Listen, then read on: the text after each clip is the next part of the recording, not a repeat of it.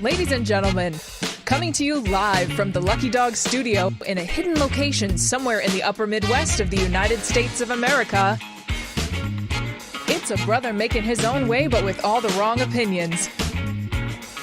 Welcome to the Morning Night Live with your host, the one and only P-Dog Knight. Yes. Good morning, everybody. Hello, how you doing today? Welcome to the Morning Night Live. I'm your host, Marty, also known as P-Dog Knight on the internet. And welcome back to the P-Dog Knight channel where Donald Trump has a new nickname for himself. I gotta tell you, it's precious, and it's gonna drive those who hate him crazy. We'll talk about that in a little bit, but of course, we've got a whole bunch of stuff going on. Apparently, Cassidy Hutchenson here, right over there. Apparently, there's been some testimony or something that has refuted some of the stuff she told the January 6th committee, and a bunch of the stuff of the January 6th committee is now finally getting fact checked by different things, and I don't know, people who just talk, people who are in the know, and we talked about Liz Cheney hiding some stuff yesterday, and now today we can find even more stuff. So we'll talk about that and a whole bunch more other stuff. Plus, Mr. Hers going to Washington, the guy who wrote that report on his interviews with Joe Biden regarding the classified documents that Joe Biden stole when he was a senator. Nobody seems to care about that. For some reason, the people who are really mad about Donald Trump having classified documents, who took them when he was the president of the United States, at least when he took them, he was authorized to have them. Now, the whole determination of whether he's authorized to have them later, because they're trying to prosecute him for it, seems to be a little bit different than Joe Biden taking stuff when he was a senator and not allowed to take any of that stuff. So, there's a lot of news about that. There's all kinds of news. I might get to most of it. I'll get to some of it, but, not all of it because it's just too much. But I'll get to as much as I can after, of course, we say good morning to everybody. Yeah, let's say hi. What the hell was that? Say hi to everybody. Welcome to the show. Okay, first in the chat over at Rumble, Mr. Avocados Diablo gets the bell because the first person gets the bell. Also, good morning to Mike Savage, Blarg.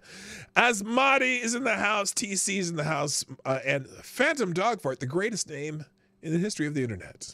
It's okay. So welcome over at Rumble. There are apparently 14 people. So if you're on Rumble, if you're watching on Rumble, say hi, and I'll say hi back, and we'll continue there. On YouTube, first in the chat, is also Avocados Diablo gets the bell. And welcome Mr. Tire Alexander, the gentleman, Lynch. And Tyre, I played the whole thing because Tyre was almost first. And so, second place is not bad. So there you go. Good morning also to Kara Soldier. JB's in the house. Trippy Limiter, good morning, my brother. Good morning, Mike Savage, Blarg. Hyman Line. I got to be careful saying that. Hyman Line is here. Good morning. That's a new name. Well, unless you change your name for something else, but because the Abby looks familiar. Also, good morning. James Colley is in the house. Aaron Meredith. Let's see. TC's also on YouTube. Good morning also to Sure You Gospels here. Zed the Snarky. Did I say? Wait, that jumped. Simon Wolfwood. Good morning. Attack Alpaca. Green Badger Outdoors. And that's, I scrolled all the way to the bottom. So now if you show up after this, I'll probably just have to notice you got here. So all of you got here on the really quick. We got to be quick. Congratulations. You are here. You're queer. Get used to it. But just me too. No, wait. What the hell did I just say? I have no idea what all that meant. But anyway, let's get into the show because, we got to do that. Now, remember, before I even start, I got to make a little commercial that I can just press a button and it pops on and it's like, oh, it works. But just a reminder that the Morning Night Live is brought to you by you, the viewers of the Morning Night Live. Please do me a favor and hit the like button sometime during the show if you like what we're doing. Also, and that's both on YouTube and Rumble. It's important. Then also, to sponsor the show, you can share the stream. Now, several people have already done that. Let's go see who's shared the stream already. Let's see, I got some notifications here. Let's see, I got Somnambule Nation, of course, because Somnambule Nation is the best poster of the show in the planet. Also TC, who has put both YouTube and Rumble links up. I appreciate that. Also, good. Thank you to Reaccion Puerto Rico, you lovely island, has posted the show and Sure You Gospel and retweeted my tweet. In fact, if you want to you could, if you're on X, the app formerly known as Twitter, you could just retweet that link I just dropped in the chats. So you could do that, and that would work too. Wait a minute. Collie, you old man, I don't have to kill you for dying on me, do I? Oh, okay. That must be some gaming thing. No violence in the chat, please. Okay. So thank you for those of you who've already tweeted or retweeted the show. I greatly appreciate it. Please share the stream. And then finally, you can sponsor the show. Super Chats, best place to super chat is pdognight.live. I'll pin that link to the top of the YouTube chat, and actually I'll just drop it in the Rumble chat too every once in a while. So there you go. That's the best place just because it's easiest for me to manage. And also, when you do that through pdognight.live or the link in the chat, the money you send goes to the person you're sending it to and not 30% to YouTube or Rumble. So it's a good thing. Plus, it's easier for me to manage. But hey, I don't care where you do it. If you want to sponsor the show with some dollars, drop them wherever you want to drop them, and I will gladly pick them up. Drop a dues somewhere, and we'll clean it up, or whatever, or something. So, all right, let's get into the show because there's a whole lot to talk about, and I am behind today. Oh, those 8 real dudes in the house. Nice to see you. Welcome. Good day to see you. Okay, let's get into the trending topics on X, formerly known as Twitter, because we always try to be on top of what's happening in the world. Today, the special day today, it's Equal Pay Day. Now, and I'm fascinated by this topic, Equal Pay Day, because it's one of these things where they say today, excuse me. Oh, by the way, I do have my cup of reparations coffee in the BB 39 cup. That would be the cup, the battleship USS Arizona, which we visited at one trip in Hawaii. Was it last year? I don't remember when it was. Okay, so today is Equal Pay Day, meaning that the women who have jobs, on average, make what they make. And it's not on average the same as men make, because men work more hours and usually have higher paying professions or whatever, or don't take time off as much and whatnot. So men make more money. But here's how this person says today is Equal Pay Day. Here's how pay breaks down for women by the numbers. Women overall, 84 cents. Asian American women, 99 cents. Maybe they take higher. So the Asian women are taking higher paying jobs. White women, 80 cents. Oh, it's no longer 70 cents on the dollar that they earn versus men. But again, it's earn, not make. Jimmy Das Hotep's in the house. Welcome. Native women, 66. Black women, 69 cents.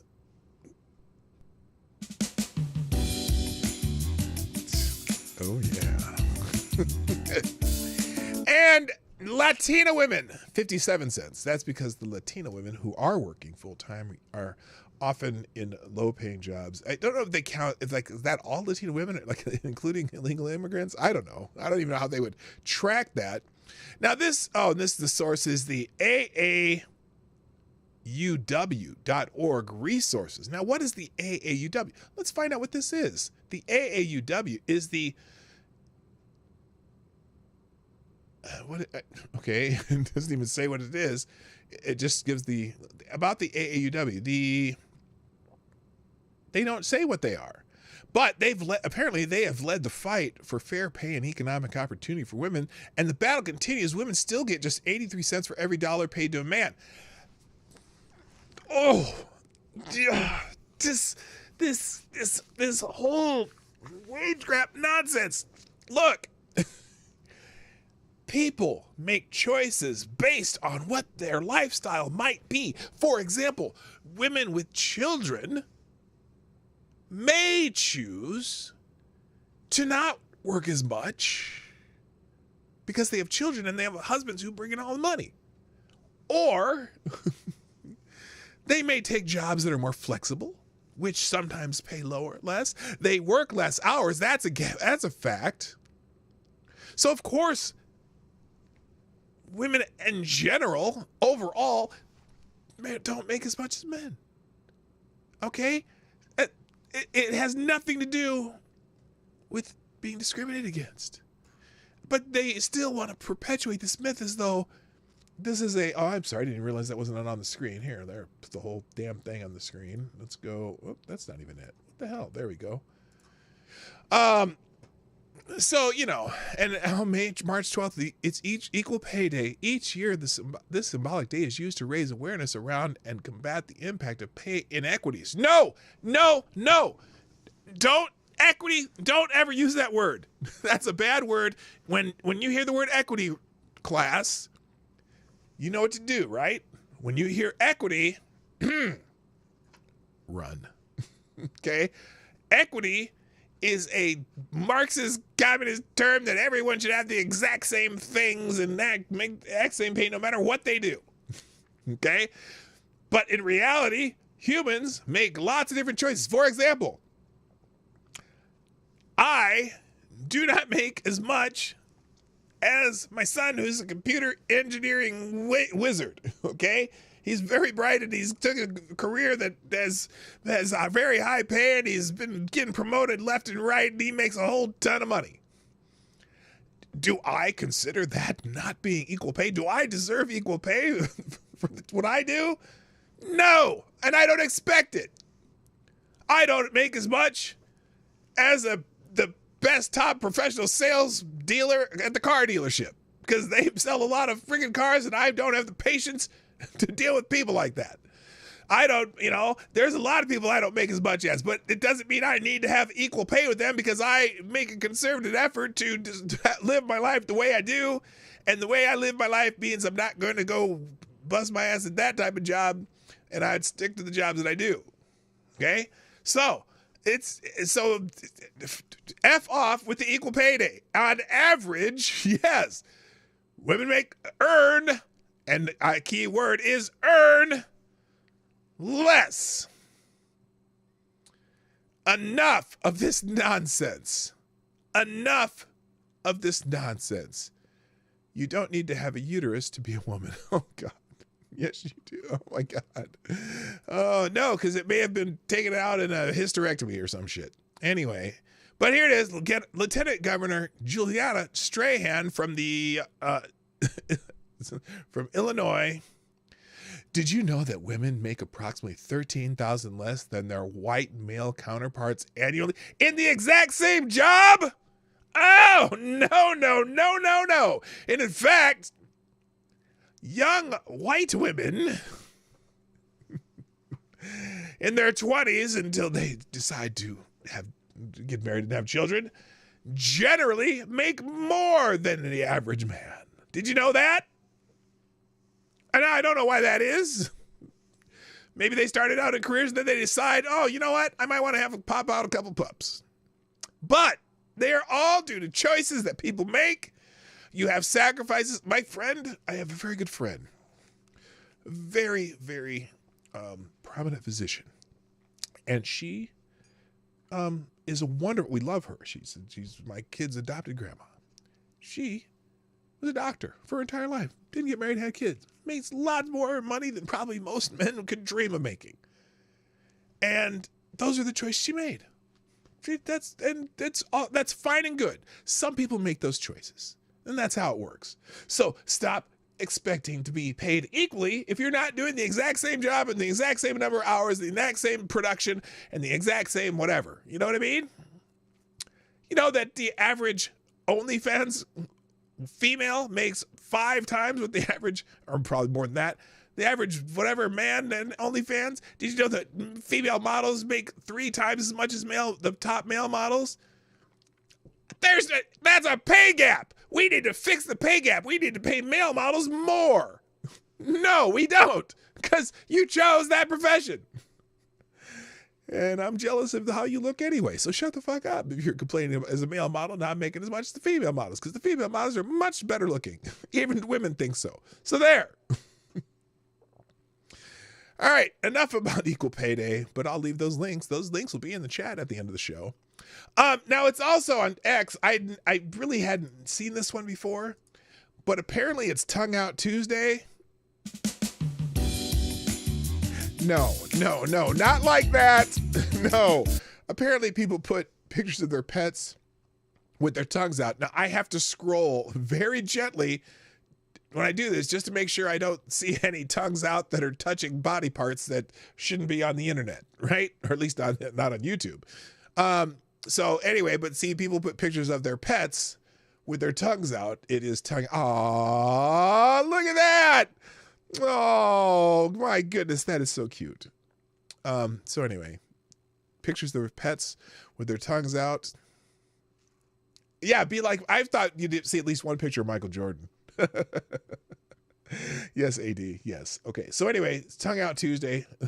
I've said it. Okay, let's move on. Moving on. Also today. Oh, now we do have some sad news. Eric Carmen, the singer, former lead singer of the Raspberries, and that had a pretty decent solo career, had some great songs. He has passed away. Eric Carmen. Oh, let's try to make sure I put it on the page. Eric Carmen has passed away at the age of 74. Now, it's interesting because they have a picture here of from Dirty Dancing. The song "Hungry Eyes" is one of his songs. Hungry eyes. I don't even know the words, but that's one of his songs. Also, all by myself, don't wanna be all by myself anymore. That's one of his songs. And the Raspberry songs, please go away. It feels so good, love me. Anyway, so he has passed away at age 74. Also, Eric Carmen was on Twitter for a while. He was a big Trump guy. Did you know that? He was a MAGA dude. So rest in peace, Eric Carmen. I'm sure some people will give him shit for that, but he's put out a lot of good music in his day, and so good for him. And it's funny because a lot of people thought that Celine Dion wrote All by Myself. Oh, hell no. If you're older than if you were born before 1980, you know that it was Eric Carmen. Okay, moving on. Core CPI is in the news, the Consumer Price Index, and the Bidenomics and the Inflation Reduction Act is failing again. Apparently, the core CPI came in high for 8th month in a row. 1 month. These are the annual rates. The 1 month inflation rate was 4.4. No, that can't be right. That can't be right. Hang on a second. Let me find one of these that makes sense. Zero Hedge says the index shelter increased 5.7% over the last year, accounting for roughly 2/3 of the total 12-month increase in the core CPI index. Whatever that means. Here's one. Breaking. February CPI inflation rises to 3.2%, above the expectations of 3.1%. Core CPI inflation fell to 3.8%, above the expectations of 3.7%. This is the 35th consecutive month with inflation above 3% and the second straight increase. So that's year over year. Now you'll see someone put a thing like something up like this where they'll see, see, inflation is going down, right? Inflation is going down generally. Well, no, if you look from July 2023, it has been continually going up, the 1 month change. And then also you'll notice too that they're comparing it to 2021 when it was up near almost 10%. year-over-year inflation. So you can't really, don't look at graphs where people are trying to tell you, oh, see, inflation's going down. Well, no, the rate of inflation isn't as high as it was 2 years ago. But it's still above 3%, which is pretty much higher than any time during the prior president. And the fact that it's rising after we had the Inflation Reduction Act, I can't believe it. Inflation's rising after the Inflation Reduction Act. I mean, the bill was called the Inflation Reduction Act. How could it be rising? That's no way. I can't believe it. So anyway, all right, enough of that. Next, let's see. Oh, by the way, here's speaking of economic news, and how great it is during Bidenomics. Well, this is an interesting report. A record number of people have been plundering their 401ks in Biden's America. It's a pretty terrible sign of the times when a record number of Americans are forced to plunder their 401ks. A record share of 401k account holders took early withdrawals from their accounts last year for financial emergencies, reported the Wall Street Journal. Over 3.6% of its plan participants did so last year, up from 2.8% in 2022 and a pre-pandemic average of about 2%. So it's up a little bit. Still, that's not a big number, but it's still more people are doing it because of the economy. The whole point of a 401k is to keep money out of reach until you reach age 59 and a half or above. Removing that money early is about the worst financial move anyone can make. The beauty of these retirement accounts is that you defer your income tax on your contribution and you invest long-term and watch your money grow over the decades. Now, the other part of that too is people taking out money from their 401ks. You get taxed on that in the year you take it out, in the tax rate that you take it out at. So, yeah, not a good thing, because some of them are tax deferred plans. Some of them are tax now plans and you put it in there. But if you take it out, you get taxed on it again.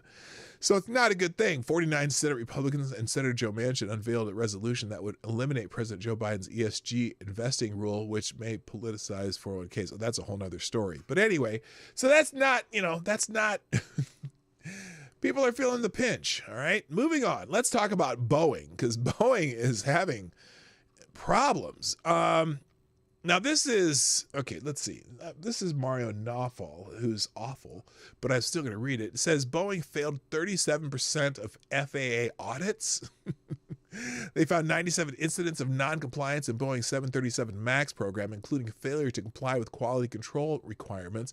Boeing recently fired the head of their 737 MAX program, and their jets have suffered multiple issues over the past few weeks, such as setting themselves on fire, parts dropping off of them, and losing control mid-air, which is not good, obviously.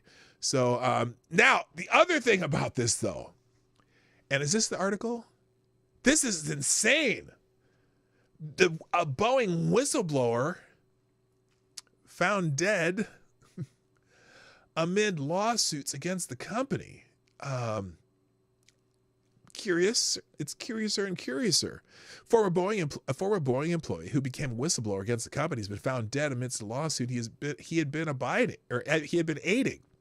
John Barnett died on March 9th at the age of 62 from what police have described as a self-inflicted wound. Did he get Clinton side? Do the Clintons have investment in Boeing? I don't know. Prior to his death, he had been given evidence in a whistleblower lawsuit against the company. Per the BBC, Barnett had retired from the company in 2017 for health reasons after working with Boeing for 32 years. This is from the BBC, not the dirty kind.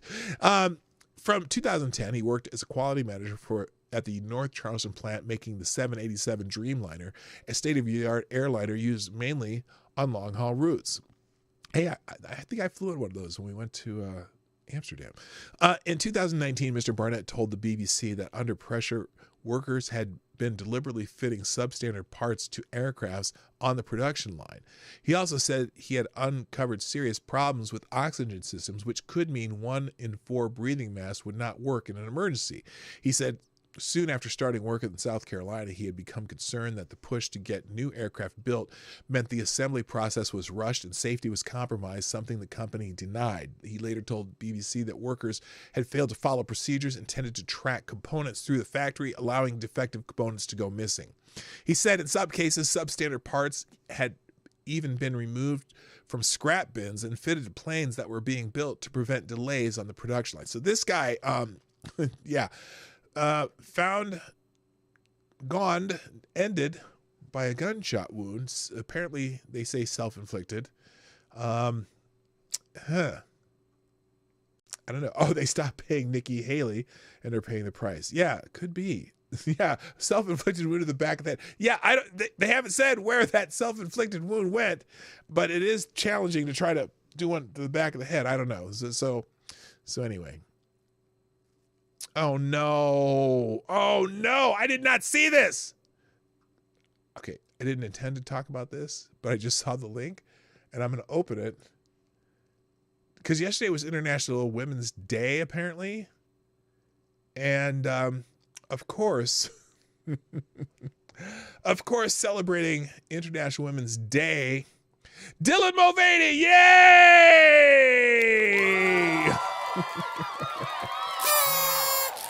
Dylan Mulvaney shares snaps from photo shoot with Lady Gaga. Happy International Women's Day. And of course, this is a Breitbart article, so it's gonna start the way you would expect a Breitbart article about Dylan Mulvaney to start, with the words, Dylan Mulvaney, a man pretending to be a woman, marked International Women's Day by previewing a photo shoot starring himself and pop star Lady Gaga. My God, how much makeup did they have to put on him? And boy, is he a skinny little fucker. Anyway, the singer perched on a wooden crate with an outside platform with outsized platform heels as Mulvaney stood behind her for a series of pictures marking the event. Okay, that's all I need to hear about that. I'm done. If you really want to read it, it'll be there in the Breitbart article. Probably not very nice verbiage either. Hello, Ravon Harris, by the way, and Lord Stanhope, and Number One is in the house. Nice to see you guys. All right. Speaking of Boeing, though, I should probably move that Dylan Mulvaney thing. Here, hang on. Let me fix this because these need to be together. Boeing is not the only aircraft manufacturer, maybe, or airline. They're not an airline, but they make planes for airlines. That's having problems. Apparently, a Russian Il-76 aircraft caught fire in the air in the Ivanovo, Russia. The aircraft crashed as a result, 700 kilometers. Okay, this is someone who can't write English. 700 kilometers from the Ukraine border. And so that you'll see this this video of this plane here. It's clearly having problems. It's on fire, and apparently it did crash. Don't know anything about it. So the Il-76 transport aircraft with Russian Air Force has reportedly crashed in to the north of Moscow in the Ivanovo region after an engine malfunction occurred shortly after takeoff from the Severny airfield. 8 crew members and 7 passengers are said to have been killed in the crash. So it's not just Boeing, but you know, you just don't. I don't know what to say about that. That's all I got to say about that. Moving on. Also trending, Free the Tates is trending.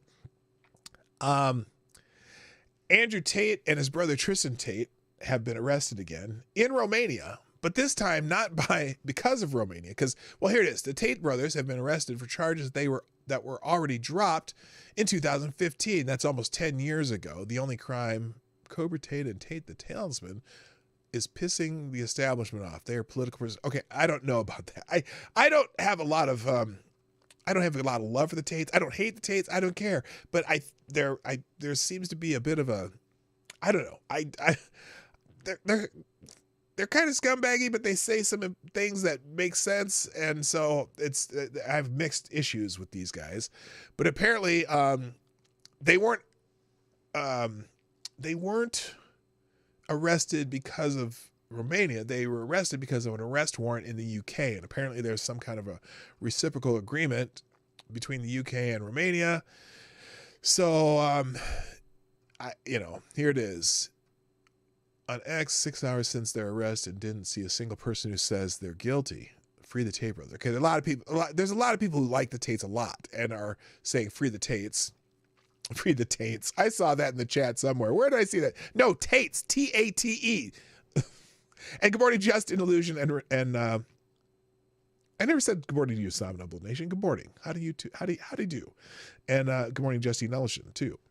So anyway, the Tates have been arrested again.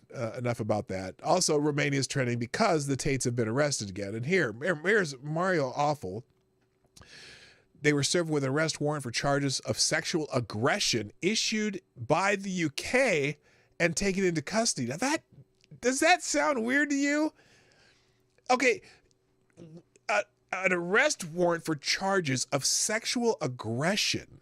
The charges relate to incidents alleged to have occurred between 2012 and 2015. They deny all allegations against them. So, I mean, it does seem rather targeted, if you know what I mean, towards these two, because they're not well liked by any governments, so to speak, because they say a lot of shit that is kind of anti-government. Good morning. Let's see. Oh, I'm okay at the moment. Well, I'm good. Good. I'm glad you're okay. And good morning, Patio Furniture. Okay. Also trending, Ariel Henry. Now, Ariel Henry, the Prime Minister of Haiti, has resigned. Breaking.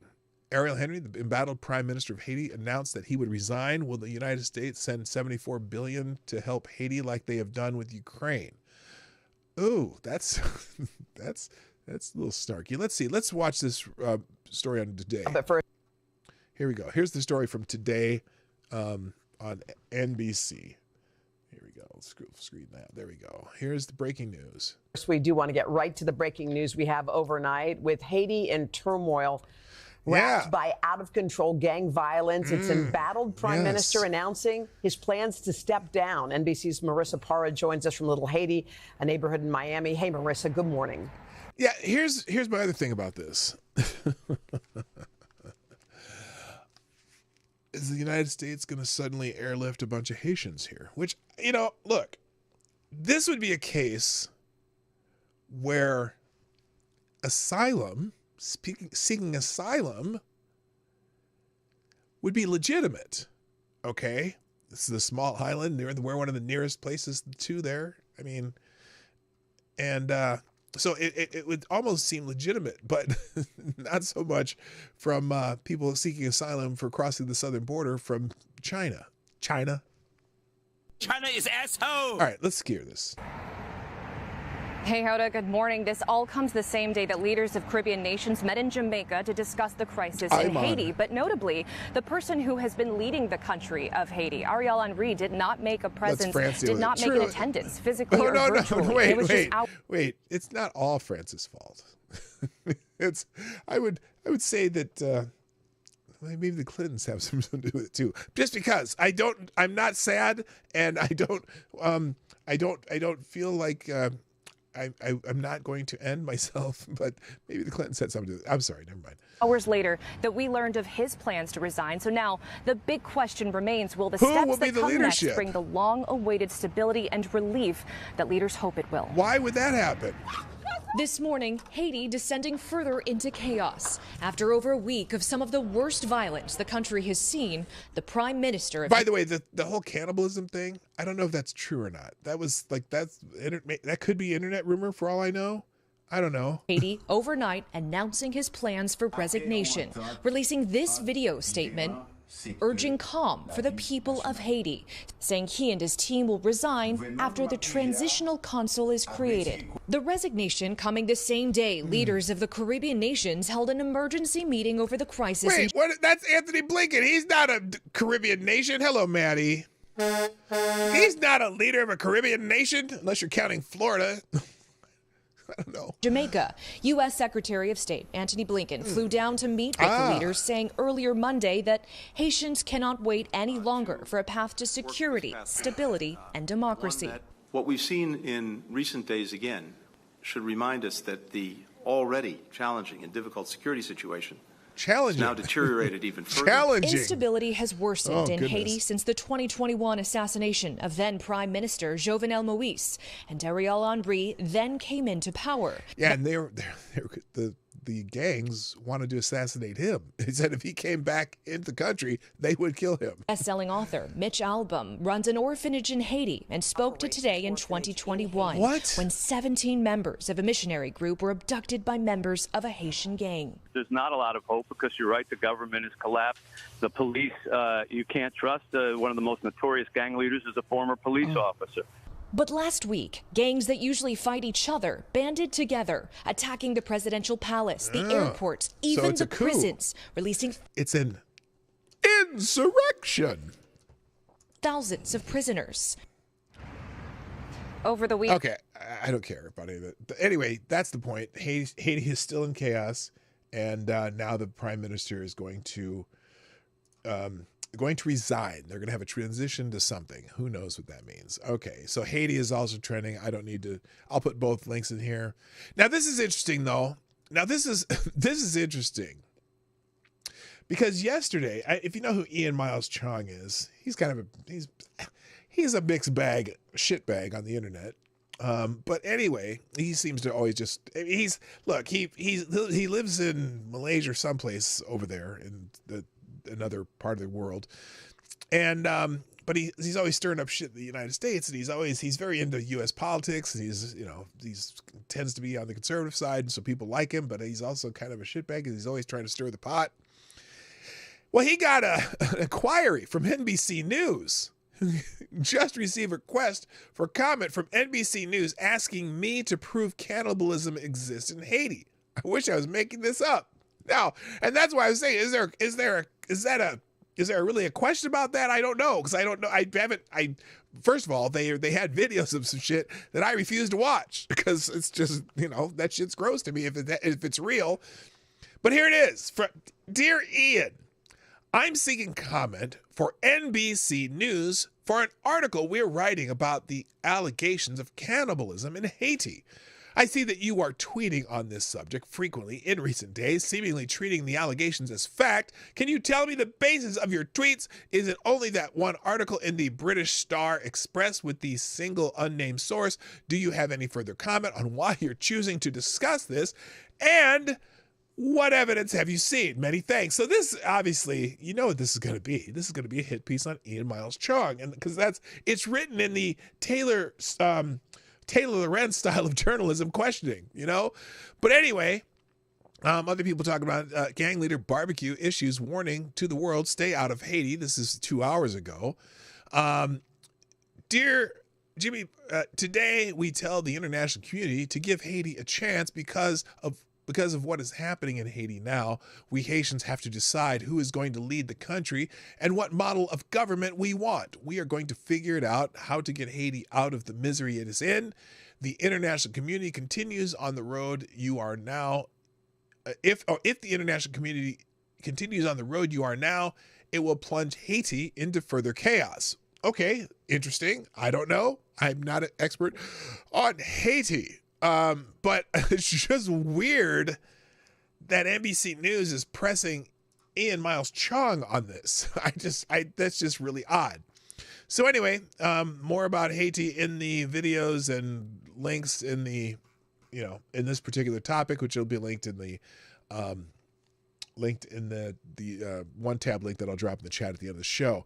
But anyway, Biden has evacuated staff from the embassy as gang leader barbecue becomes most powerful man in Haiti. The U.S. Southern Command said on Sunday it was obliged to airlift non-essential personnel from the United States Embassy in Haiti, as well as send more troops to the embassy to provide security. European Union and Germany also withdrew embassy personnel as bloody gang violence in Haiti intensified. The upsurge in gang violence in neighborhoods near the U.S. Embassy and the airport has led the State Department to decide to proceed with the departure of additional agents. A U.S. diplomatic spokesman told Agence France Presse, I don't know, my French is not that good. Hello, Special K accent. On Sunday, this airlift of personnel into and out of the embassy is inconsistent with our standard practice for embassy security augmentation worldwide, and no Haitians were on board the military aircraft. The U.S. Southcom said, addressing fears that the Haitian crisis will provoke another wave of refugees flowing into the United States. Well, that still could happen, but look, again, these would be actual refugees from something. You know what I'm saying? So I'm a little more sympathetic to Haitian people trying to flee this chaos in Haiti. You know what I mean? That's a different thing. That's not the same as the people coming from Ecuador and Guatemala, whatever, that are crossing our border illegally. These people would be actual refugees from a situation that there are refugees. So, it is what it is. All right, moving on. Also, there's another article here in the City Journal. I'm not going to go through it, but a new chapter in the Haitian nightmare, the nation's downward spiral toward Hutchenson war against all seems endless. So if you want to get a little deeper insight to it, it's a short article, and then links to a couple other articles in here that can give you a little more detail on that. Moving on. Honest Don is trending. Donald Trump knows how to get under people's skin, and he has given himself a new nickname. This is the Trump section of the show. Just there's a whole bunch of Trump news, basically. But this is this is humorous. He decided to give himself a new nickname, Honest Don. He wrote on Truth Social. Dean Phillips, who just quit in his hapless campaign against crooked Joe Biden, was not very good at his craft politics. In fact, I would say he was far worse than the Republican challenger to me, with a few exceptions. I'll give you those names if you like, but I'd rather get down to the serious business of defeating the worst president in the history of the United States, by far, crooked Joe Biden. For now, and I'm not doing it in Trump's voice because I can't. For the good of our now failing nation, and in order to inform the American people of what is going on in our country, we must immediately have a full-scale debate between Crooked Joe and Honest Don. I'm ready to go anytime, any place. Now, you can imagine the complete and total uproar on X, the app formerly known as Twitter, to the new nickname Donald Trump has given himself, Honest Don. And I gotta be honest. I'm not. When I say it all the time, Donald Trump is a jackass. He is. But look, he's the jackass that we need, because I want people, one, to be afraid of America again. Look, stop fucking with us. And look, I'm certainly I'm certainly in the America First mode, because we need to fix ourselves so that if we want to help other people, we can. But right now we need to fix ourselves, and we gotta look inward. Again, I'll say it over and over again. Speaking of airplanes, speaking of Boeing, as long as the oxygen masks work, you hope that you're not on a Boeing plane. But if you lose cabin pressure or some emergency happens on a plane, you're supposed to fix your own mask first so that you can help others. You cannot help others if you die in the process of helping others. That is the airplane theory known as America First, where the whole world's in a plane, cabin pressure's failing. How about we put on our masks first and get ourselves to where we can help everybody else? Got it? Okay. Thank you, Justine. I love you too. So anyway, so every liberal on the planet is bitching about the term Honest Don. I'm not even scrolling through it. The RNC is also trending because Lara Trump, Donald Trump's daughter-in-law, I guess, has been elected as the new head of the RNC. So it's all Trump all the time at the Republican National Committee. And apparently, breaking, Donald Trump's new leadership team over at the RNC began cutting dozens of staffers from their positions. It appears a major shakeup is underway at the RNC following Lara Trump's recent ascension to the RNC chair. So here's a little Fox News report here. And Brett, just moments ago, Fox News was able to confirm that Donald Trump's new leadership team, Whoa, didn't mean to do that. Over at the RNC began cutting dozens of staffers from their positions. It appears a major shakeup now underway at the RNC following Lara Trump's recent ascension to RNC co-chair. So now, let me just say something. about this. Because you know me, if you've watched me do the show for long enough, I was so incredibly skeptical of Donald Trump in 2016 that I voted for a giant rock in the outside of our atmosphere for president, known as the sweet meteor of death. Okay. I didn't vote for president in 2016. And then I voted for Trump in 2020 because, you know, when he got in there and he did all the things he said he was going to do, and they were mostly Republican style policies, and he did a few other things that were, you know, I appreciated the you know, like the prison reform. I thought that was pretty good. I don't know if it went too far or not, but I thought it was a good idea in principle. I also thought that, you know, he had ideas like, you know, economic opportunity zones, basically low-income census tracts, and trying to get people to start business in low-income census tracts. I thought that was a great idea. There's all kinds of stuff that I liked what he did. So despite the fact that I think he's a complete jackass and his bravado is very over the top, what he actually did as a president was good. Okay, so I would vote for him again. But I'm always wary of him still, because I'm like, I gotta remember, Donald Trump is not necessarily a conservative. Okay, he's not necessarily conservative. He is in fact, he's kind of in reality, he's a kind of a blue dog Democrat. But he's been implementing Republican policies. I don't know how that's going to happen in perhaps a second Trump term, but I hope, if this is an indication of what's going to happen, where he's just cleaning house, let's go, right? Let's go. Let's clean house. Let's pare down a lot of the agencies. Let's get rid of some of the agencies that really we shouldn't have. I'm all for it. You know what I mean? So we'll just watch and see. But I'm going to continue to support him, and I hope all these stupid, ridiculous lawsuits that they've been, you know, trying to sink him with all go the way of get the fuck out of here. The appeals are never going to make it through, you know, a first round, but we'll see. You know, we'll see.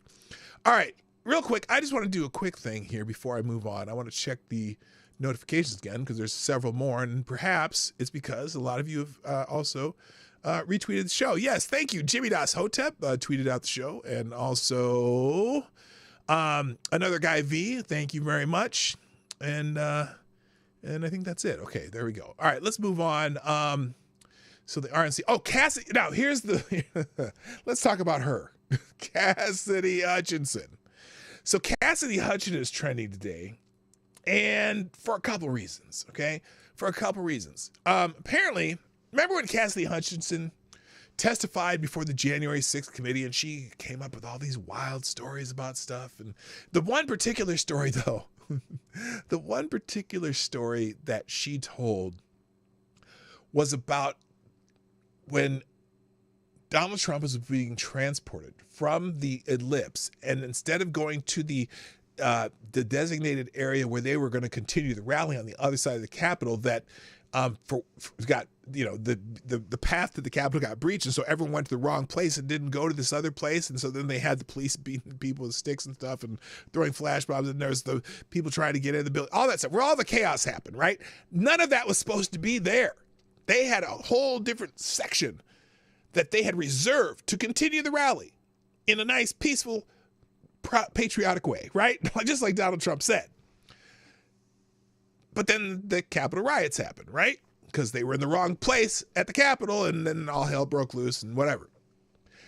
Cassidy Hutchenson testified that while Donald Trump was being transferred, the Secret Service said, nope, we're not going over to the Capitol. We're going to go back to the White House. And she said that, no, during that ride, Donald Trump lunged at the driver and grabbed the wheel and tried to turn the wheel and demanded that he could take it to the Capitol, blah, blah, blah, blah, blah, blah. Okay? And here, in fact, let's take a look at Benny Johnson's tweet. Former White House aide Cassidy Hutchenson testified that Trump physically assaulted Secret Service and lunged for the steering wheel when his driver refused to take him to the Capitol on January 6th. Well, the driver of that vehicle, the same driver, testified to the January 6th committee that this never happened. And the January 6th committee buried that statement until now. The J6 committee has been exposed. They hid evidence to spin a narrative the whole thing was a fraud. And in fact, here it is from the New York Times, the New York Slimes. Testimony fleshes out account of Trump's demand to go to the Capitol on January 6th, but a newly released transcript of an interview of the Secret Service agent who drove Donald Trump's vehicle that day disputes that he tried to grab the steering wheel or even lunged at another agent. I mean, think about it. He's in the back of a limousine. The driver's way over. He's in the back of the limousine over there, and the driver's way up there, and he lunged at the steering wheel from the back of the limousine. What do you do, crawl over the other Secret Service agents? This is the dumbest, stupid story I've ever heard. But that's what Cassidy Hutchenson said. So lots of people are just lambasting Cassidy Hutchenson. Now here is reminder how so many legal experts embrace the lying testimony of Cassidy Hutchenson. So many people believe that story. So here's keeping score. Cassidy Hutchenson has now had her story on Trump assaulting his driver refuted. That was refuted to the January 6th committee, and notice they never talked about that.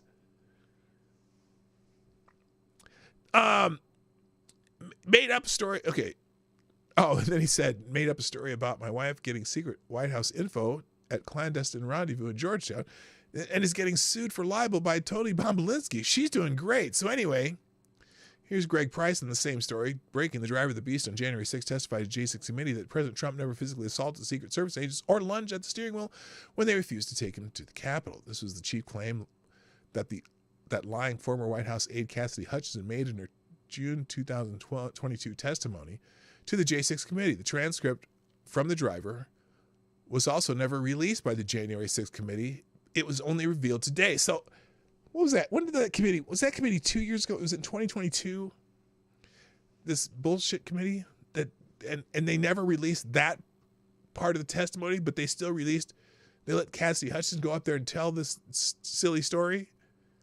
Now, what's interesting too, apparently Liz Cheney and the other J6 members of Congress should be in trouble for lying to the American people. Cassidy Hutchenson lied under oath and belongs in jail. Fannie Willis herself should be slapped for with RICO charges. Okay, that's a whole other story.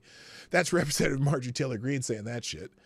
But again, Cassidy Hutchenson lied about everything. Not a single thing she said has ever said has been true, yet she was given free megaphone by every liberal media outlet in America to sell her book. So, you know, she got on all these, she got on Rachel Maddow, she got on CNN, The View. I mean, she went on a freaking victory tour after her testimony.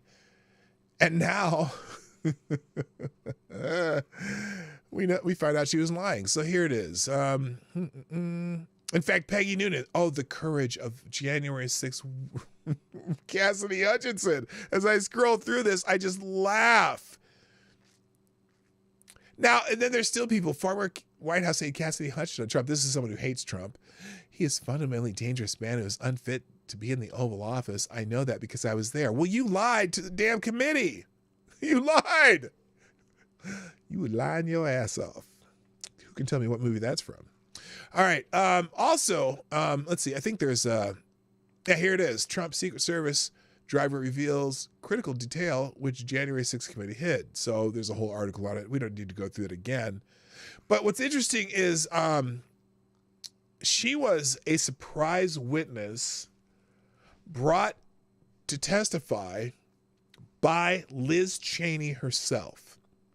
And if you remember, and I don't know if it's in these links anywhere, after she testified, she gave Liz Cheney a big hug. They were hugging it out after her testimony. Let's see. Cassidy Hutchenson's lawyer needed to file. Oh, and also Cassidy Hutchenson's lawyer needed to file a 15-page correction letter for her testimony. That's a whole lot of lying. Here's Julie Kelly on that. Witnesses. And so these videos, of course, they cherry-picked clips from these videos to show to the public. We know how that works.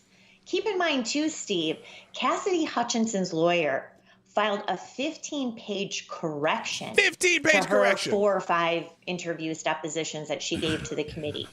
We need to see that too.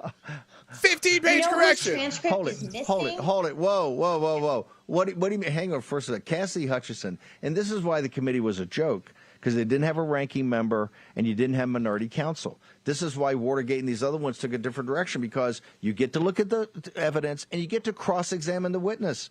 Cassidy Hutchenson wouldn't be up there talking smack like she talked. How do we know that? She was never cross-examined because the entire January 6th committee had a single purpose. All the people on that committee had the single purpose of trashing Donald Trump. They didn't give a shit about the truth. They wanted to trash Donald Trump. That was their only purpose. And they knew they couldn't make any official recommendations because they weren't a full committee. So anyway, the fact that her lawyers had to give a 15-page correction to her testimony probably tells you a lot. So anyway, and there's Alan Dershowitz has an article in the Daily Caller who will prosecute the prosecutors, not just Fulton County, but also the January 6th committee. But Liz Cheney, this is good. Oh, by the way, there was actually, though, I forgot about this, though. Not only, thank you, Avocados Diablo, you get the bell. Yes, it was from Beverly Hills Cop, Eddie Murphy. You was lying your ass off. Hello, Real Wade Nation Gaming Clips. That's a long name to say on the internet. There is actually, though, this is breaking news. I had no idea about this. There was actually video footage of Donald Trump attempting to commandeer the beast. And I didn't even know this existed, but they have footage from January 6th of Donald Trump commandeering the beast. Now I'm going to put my own music on it, even though, because it's music that'll get copyright claimed or whatever. I will just put my own music to it. Let me see if I can find something that works here. Let's try it. Here's Donald Trump commandeering the beast. Oh my goodness, there it is. Oh my gosh, he just made it. They almost, okay, so that was whoops, that was it. Do you want to see it again? Here, let's do it with some different music. We'll do it one more time. Here comes Donald Trump, and he commandeered the beast. He's got the Secret Service agent by the neck. Oh my gosh, what happened? How did that happen? Holy shit. That's scary. Okay, so that was okay, enough of that. Stop! Turn that off. Okay. Anyway, so Liz Cheney's trending for the same reason.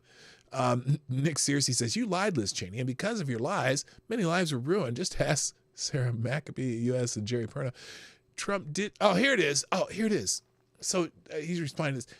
If your response to Trump's assault on our democracy is to lie and cover up what he did, attack the brave men and women who came forward with the truth, and defend the criminals who violently assaulted the Capitol, you need to rethink whose side you're on. Hint, it's not America. Kiss all of my big fat ass there, Liz Cheney. But Nick Searcy's answer to that is, you lied, Liz Cheney, and because of your lies, many lives were ruined. Trump didn't do that. You did that. And the fact that you still run your lying mouth about it so brazenly proves the black emptiness of your soul. The person with this, my God, Nick, a person with a conscience would have fallen on her knees begging for forgiveness by now. You should be in jail, not Colton McAfee, or the thousands of others you lied about and withheld exonerating evidence from. Well, tell us how you feel, Nick Searcy, the great actor that you are. I didn't even realize. I mean, I've always seen that Nick Searcy was an actor, but I hadn't really seen anything that he was in. I saw one movie where he played the devil, and he was actually pretty menacing. But I've never actually seen there's a TV series called Justified he was on. But he's a political actor type, and I don't give him credit for being an actor because I didn't even realize he was an actor for a long time. Mark Levin also had some choice words about or for Liz Cheney. Disgraceful Liz Cheney must be held to account for her leading role as January 6th hatchet man. She has a lot to answer for. She must be subpoenaed and questioned under oath under penalty of perjury. So here is this is back in July 3rd, when 2022. Finally, Cheney declined to answer whether J6 committee has evidence beyond Cassidy Hutchenson's testimony to support Hutchenson's description of what happened in the presidential SUV. So John Carl asked her, do you have any evidence other than Cassidy Hutchenson's testimony to corroborate what she said happened in the presidential motorcade? Cheney said the committee has significant evidence about a whole range of issues, including the president's intense anger.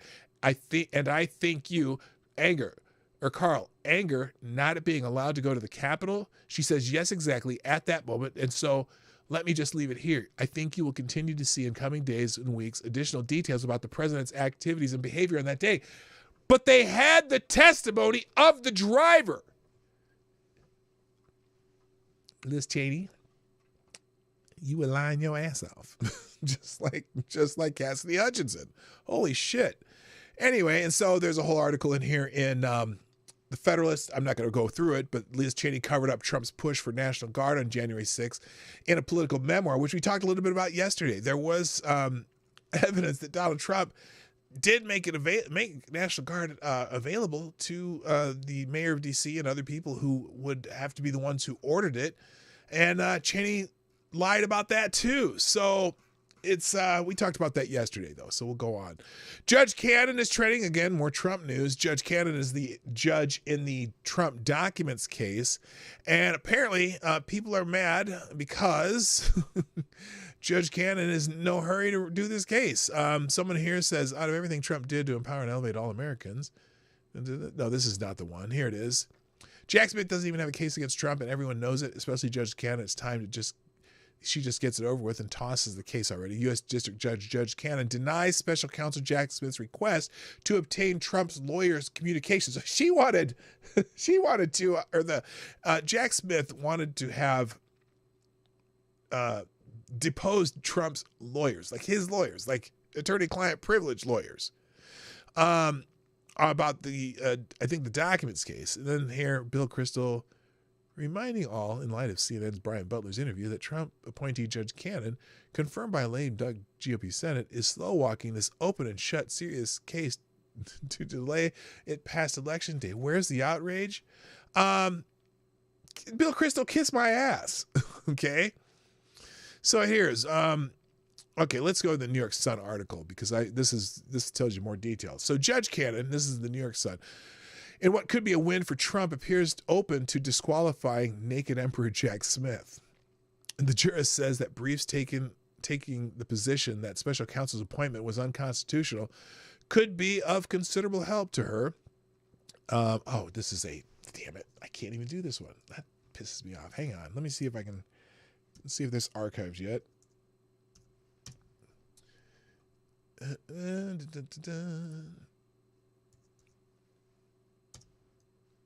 Let's see. Let's try this. Yes, it has been. Okay, here we go. Judge Cannon. Okay, so Judge Eileen Cannon, who presides over the Mar-a-Lago documents case, appears open to President Trump's argument that special counsel Jack Smith was unconstitutionally appointed, a possibility that could rock the prosecution of the 45th president. The judge has telegraphed her curiosity about the disqualification of the special counsel in an unusual docket note. The question has hung over the special counsel from the start. Judge Cannon, though, ventured that two briefs supporting Mr. Trump's position that Mr. Smith's appointment was defective brings to the court's attention relevant matter that may be of considerable help to the court in resolving the cited pretrial motions. Now, you know the Trump haters cannot be happy about this. In one of those briefs, filed by America First Legal Foundation, the group founded by Mr. Trump's longtime advisor Stephen Miller, concerns the role played by the National Archives and Records Administration in charging the 45th president. Another brief offered by former Attorney General Edwin Meese, who is 92, and two law professors, Stephen Calabrese and Gary Lawson, takes the position that Smith's appointment was unlawful.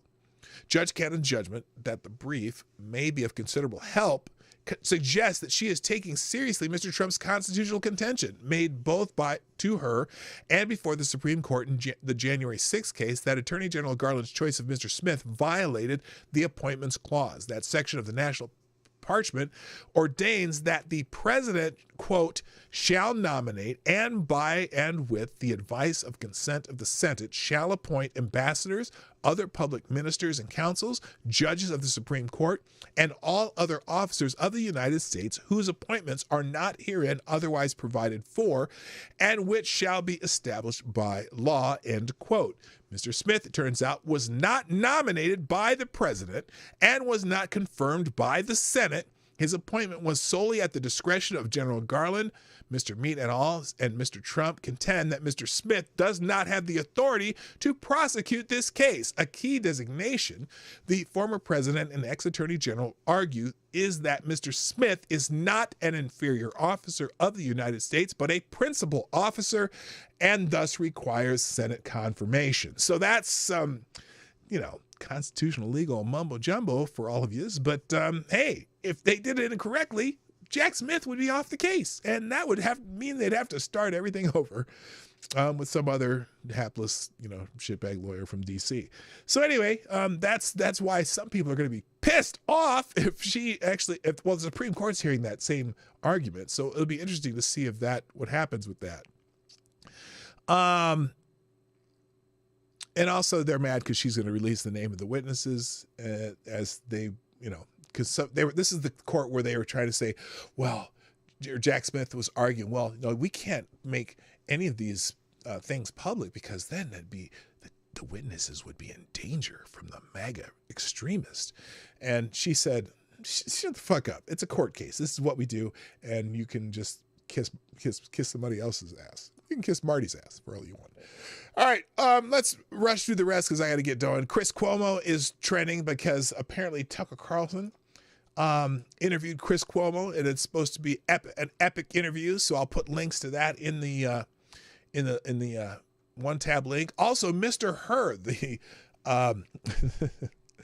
the person who interviewed Joe Biden for his documents case when he stole documents as a senator and still had them in his garage next to the Corvette. And Mr. Hur had a report that said Joe Biden was just a little too sundowny to actually be tried for anything. So they said, we're not going to do it. He's about to testify before Congress today. So lots of the libs are very, very upset that he will be testifying before some congressional committee today. New York Times, how the special counsel's portrayal of Biden's memory compares. Okay, so they're mad. They're mad how they described him. Well, and then some people saying, oh, he lied because he said at one point that Joe Biden could barely remember when his son died. And apparently there was one line, May 30th, but no date. Let's see. And someone was it 2015, whatever. Anyway, his report pissed everybody off, and now he's about to testify before Congress. Now, quick news, Deadspin has laid off every staffer. Deadspin, the former sports website that turned political and then tried to accuse a 9-year-old of being a racist for wearing painted face at the Chiefs game and a headdress, and the kid happens to be Native American. At least his grandfather was the chief of the tribal council of some Indian tribe, or excuse me, Native American indigenous tribe. Well, Deadspin just got bought, and the new owners fired everybody. So now the new owner is still going to have to deal with the lawsuit, and maybe they'll just settle the lawsuit. But that's such sad news for Deadspin. I'm just I feel so sad for them. So yes, rest in peace, Deadspin. Let's see. CNN refused to play a commercial about Laken Riley. Now this is CNN. Yeah, this is. There we go. CNN refused to air an advertisement detailing the brutal murder of Laken Riley, a 22-year-old nursing student from Georgia, during Joe Biden's State of the Union address last week. So they were going to put a commercial on that, and CNN refused to run it. The move, which amounts to yet another narrative assist for the Biden campaign, after a group attempted to buy the airtime to reach CNN's otherwise mass migration oblivious audience. Quote, it's shameful that CNN is censoring the truth and trying to protect President Biden by refusing to air this ad. CNN spokesman claimed the ad did not conform to their commercial clearance guidelines and policies.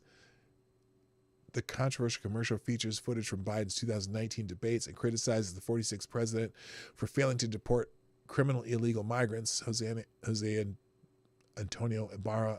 Okay, we know that he killed Laken Riley. So, but they refused the ad.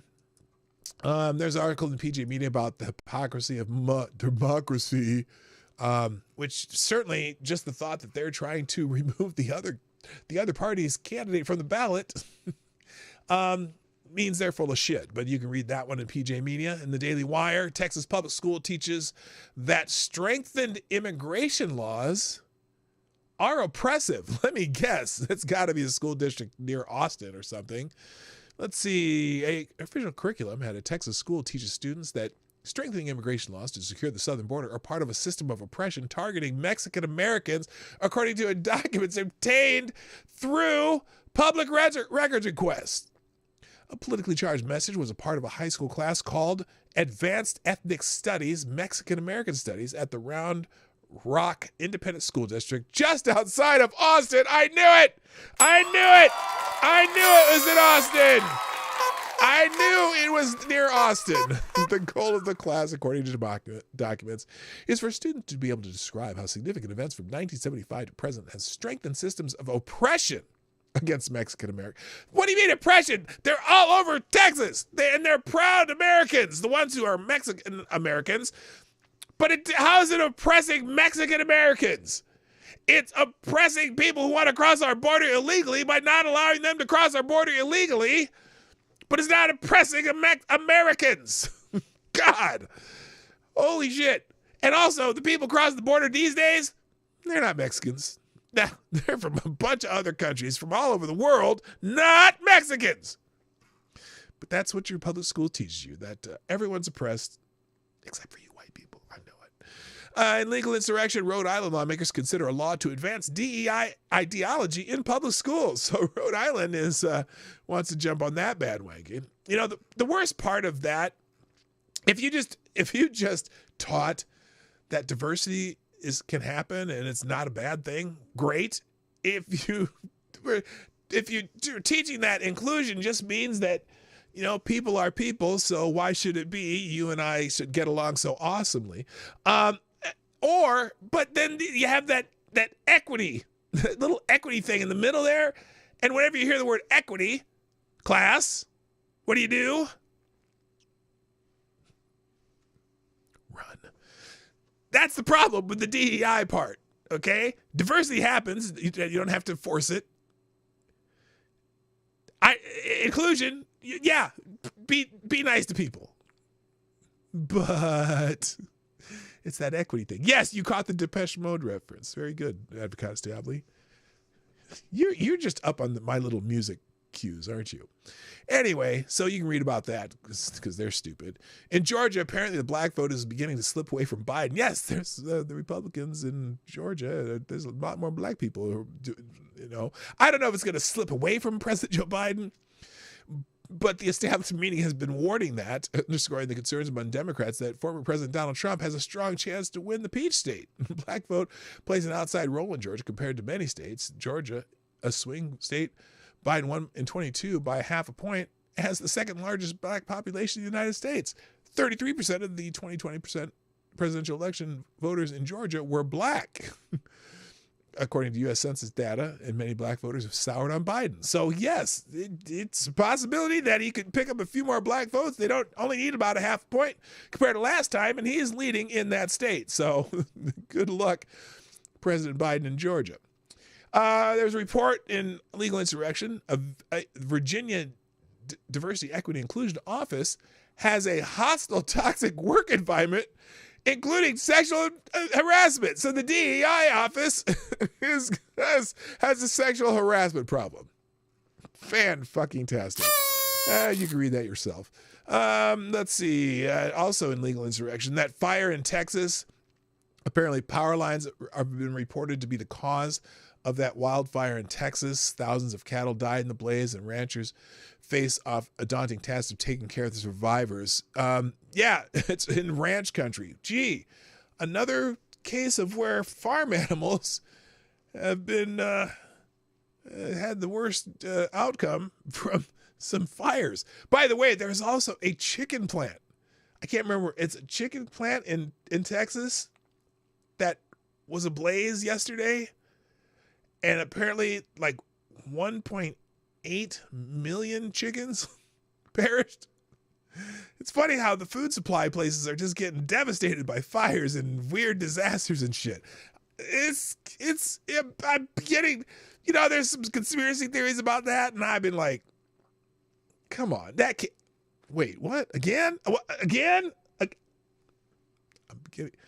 Ooh, it makes me wonder.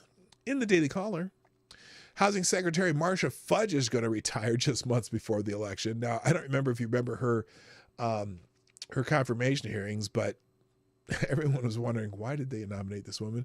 President Joe Biden's Housing Secretary Marcia Fudge announced Monday that she will step down from her position just months ahead of the 2024 election. Fudge has been leading the U.S. Department of Housing and Urban Development since the beginning of the Biden administration. The secretary announced that she'd be retiring from public office on March 22nd and would go back to Ohio, according to a press release. I know she's been in public service for a long time, and I don't really know a lot about her. I know she has some... She has Democrat ideas, and I'm not big on Democrat ideas, so I'm certainly going to be critical of her, but she's been around for a long time. Enough about that. Daily Caller. Oh, they're threatening action against Maine over a totalitarian bill for sex change procedures. Attorney generals from 16 states have issued a warning Monday to Maine over its proposed bill, LD 227, according to Fox 26. The bill aims to protect healthcare workers who offer abortions and sex change surgeries to minors from out-of-state legal consequences, according to Fox 26. Spearheaded by Republican attorneys general from Texas, Florida, Kentucky, Tennessee, West Virginia, and 11 others, the group is committed to employing every constitutional mechanism available to oppose the legislation put forward by Democrats' Maine Representative Ann Perry. Quote, in America, we have a right to disagree. Maine has every right to decide what Maine's laws are and how those laws should be enforced, but that same right applies to every state. One state cannot control another. The attorneys generals wrote, Fox 26 reported, the totalitarian impulse to stifle dissent and oppress dissenters has no place in our shared America. The proposed bill has ignited debate over states' rights and the extent of legal protections for healthcare providers and patients seeking specific medical procedures. Fox 26 stated, under LD 227, medical records related to abortions performed in Maine would be shielded from law enforcement agencies of other states, and healthcare providers could opt into a confidentiality program to protect their personal information. So basically, it's another one of these bills where they say, oh, if you have, for example, a child under a protection order that one parent takes to another state and decides to trans them, and that there was already a legal proceeding to commandeer those people back to the state where they are legally residing. Maine would refuse to do that under this law. So that's basically what they're fighting. It's like, wait a minute, you can't, if we have some kind of law that says that those people need to be brought back for whatever legal proceedings, you can't deny that because of, oh my God, they're going to trans a kid. So you don't want to let them trans a kid. So we're not going to let you take them. Anyway, PJ Media, what the hell is this? You thought you were learning a new language, but there's a different agenda. This is Duolingo. Apparently, is a language, what's the one I use? I use Babbel, but it's a language program to learn languages. And apparently, here's something that this person noticed about Duolingo. There was an awful lot of gayness in the lessons and exercises. He wrote about this last May. Here's an example. I did a speaking lesson. The way those work is that you have 10 sentences that you have to listen to and speak back. Duolingo has these cartoon characters, which are politically correct enough for one of them wears a burqa, that you encounter throughout your journey on the app or website. And they're the ones to speak what you must speak back. In this particular lesson, 2 of the exercises had male characters talking about mi novio, my boyfriend.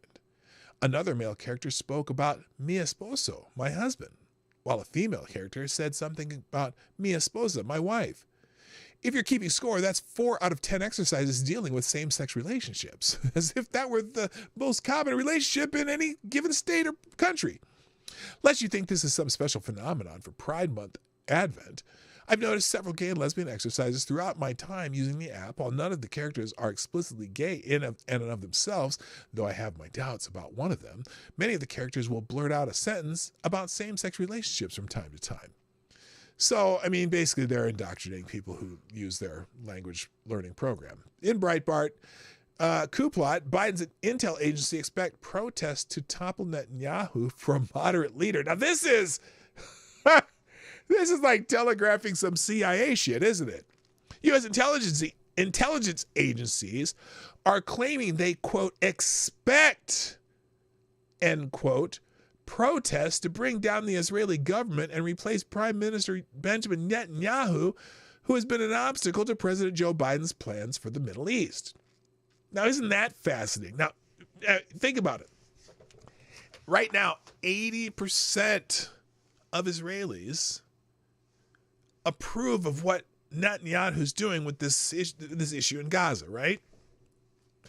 But U.S. intelligence agency expect protests to bring down the Israeli government, a.k.a. Prime Minister Benjamin Netanyahu.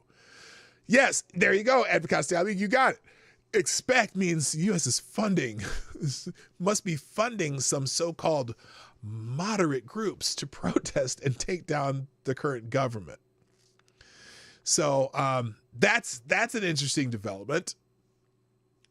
We'll be watching that one closely. White House says Biden did not apologize after accusing Laken Riley murder, or after calling accused Laken Riley murderer an illegal.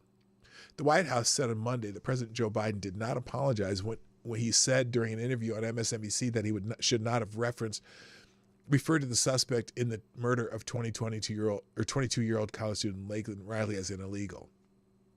Principal Deputy Press Secretary Olivia Dalton said there was no apology during Biden's interview with Jonathan Capehart, where he said that he regretted using the term illegal to refer to Jose Ibarra, a Venezuelan national who was accused of murdering Riley while she was jogging on a campus at the university. Okay, yes, technically, Joe Biden technically did not apologize to Jose Ibarra, but he was very, very contrite that he used the word illegal. And so they want to make it sure that it's clear that the president did not apologize. There was no apology anywhere in that conversation.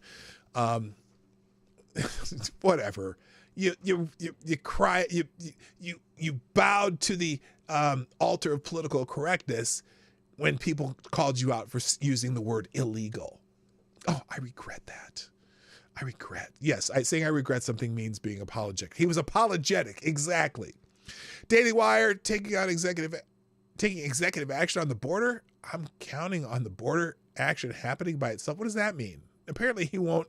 He's not going to take action on the border. President, when is the border executive action coming? The question is, when is the border executive action? When is border executive action coming? An executive action on the border. Counting on the border action happened by itself. The passing it. But Congress can't come to an agreement. Well, they haven't yet. They haven't yet. So he's not going to take his own executive action, even though he has the capacity to do it. All right, that's it. There's one other article, and it's the mystery article. You'll have to find it yourself because I got to go. Hey, thank you for joining me on the Morning Night Live. It's been a gas, and I'll be back tomorrow, just like I am Monday through Friday, 10 o'clock Eastern, 9 o'clock Central. If you have not hit the like button yet, which at least 7 of you have not, please do that before you go.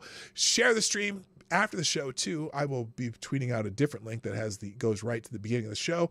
And then also, if you want to sponsor the show, you can do that 24 hours a day. PDognight.live. We'll take the dollars anytime, and that your messages will still be read on the next show if you do it off hours. And also, super chats and Rumble rants are greatly appreciated. No superstar sponsor of the day today. But that's okay because this doesn't happen every day. That's it. Gotta go. My name's P-Dog Knight, and I am out of here. Links are coming in the chat. Bye-bye. Hey, this is P-Dog Knight, and thank you for watching today on the P-Dog Knight channel. If you have an observation or remark you'd like to make about this video or my channel, I absolutely welcome you to write it in the comment section down below. I really look forward to hearing from you. And before you go, if you like what you saw but you're not already subscribed, please make sure you hit the subscribe button and definitely click that bell that pops up afterwards so you'll be notified when I post new videos or when we go live. I broadcast my live show, The Morning Night Live, Monday through Friday at 10 o'clock Eastern, 9 o'clock Central. A special thank you to all the supporters of this channel who share our videos on social media and who make donations through Streamlabs, YouTube, Venmo, and Cash App, which are all linked in the description down below. Thanks again, and until next time, I'm P Dog Knight, and I'm out of here.